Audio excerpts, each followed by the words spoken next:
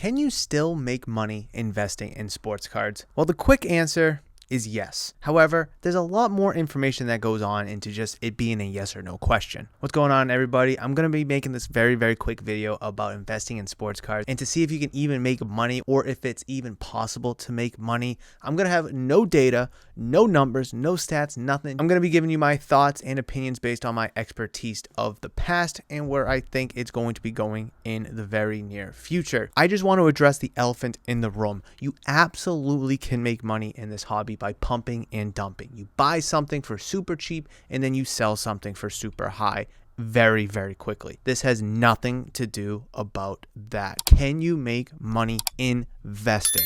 Me personally, how I define investing is you're holding something, a stock, or in our case, a trading card, for an extended period of time. Some people look at that as a month, 6 months, a year.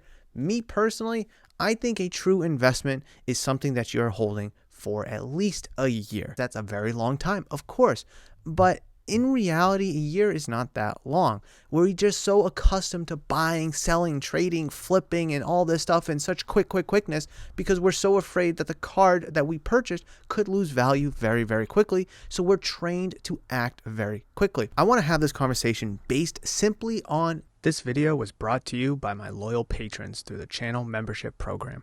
Pledge today and receive exclusive perks, benefits, early access to videos, and more. Link in the description. Simply on this question, if I buy insert card right now, will it be worth more in 1 year? Beautiful Derek Jeter card sitting right here. If I buy that today, is that card going to be worth more than what I paid for right now 1 year from now? Of course, there's so many variables that go into it. Player performance, what they do off the field, injury, grades, supply, demand, yada. Obviously, with Derek Jeter, it's a little bit different of a story because he is no longer playing. When we're dealing with present modern day cards, players like Victor Wembanyama, Joe Burrow, Lamar Jackson, pick any superstar that we're currently buying, selling, trading, or other people like to call investing. If you buy that certain player right now, today, pick Wembanyama, for example. If I buy a silver prism of Victor Wembanyama right now, will it be worth more than what I paid for in 1 year from now? Who knows? Because of all the variables. Player performance. What if he gets trouble off the field? What if he gets another injury? Maybe he wins an MVP. Maybe he wins the NBA championship. Who knows what direction his market could go in?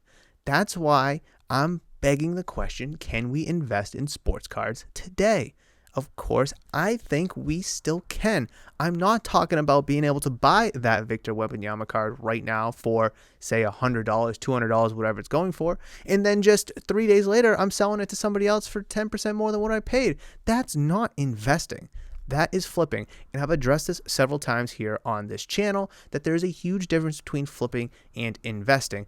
I really do believe you can invest in sports cards of players that have long retired, whether that's super vintage guys, T206 era cards, or maybe Lou Gehrig, Ted Williams kind of era cards, or maybe even Mantle and Mays and Hank Aaron, Clementes, that era of vintage cards, or maybe even your Jordans, your Birds, your Magics, your Kobes even. There's so many different areas of sports cards that we could be investing in outside of modern day players. Tom Brady, he was working towards increasing his sports card value when he wins his 6th and then 7th Super Bowl. However, since he's off the field now, it seems like a lot of people don't really care for Tom Brady in the sports card industry because he's no longer playing anymore.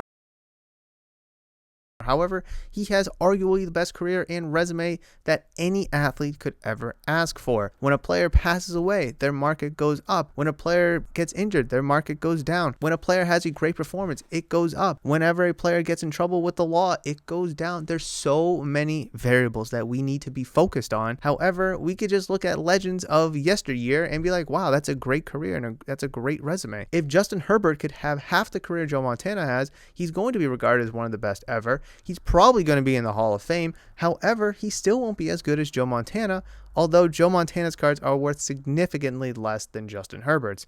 Joe Montana may not have your fancy, flashy, one-of-one logo shield cards, but Joe Montana does have rookie cards. He has autos, he has patches, he has numbered cards, but they're just not rookie patch, autos, shield, logo, man, laundry tag kind of cards. Let me go back to my original question. Can you invest in sports cards here in 2025. Yes, you must be smart, you must be strategic, and you must have patience. I left this video very open-ended, providing you with my thoughts and opinions from my expertise, like I mentioned that I would, but I wanted to leave this video very open-ended because I want your opinion on the matter. Do you think that we can invest in sports cards here in 2025?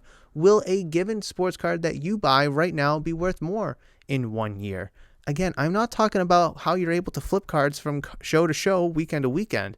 I'm talking about actual investing. Let me know, guys, your thoughts and opinions down in the comment section below. I'd love to read and reply to them. I want to have a conversation. I want to have a debate. I want to be able to engage with you guys, and I'm hoping this video does exactly that. Guys, thank you so much. Smash the thumbs up button, comment below, subscribe to the channel if you're new or haven't considered subscribing. Check out the channel membership program. I would definitely appreciate the love and support. I'll see you guys in the next video that I've queued up right there for you. Peace out.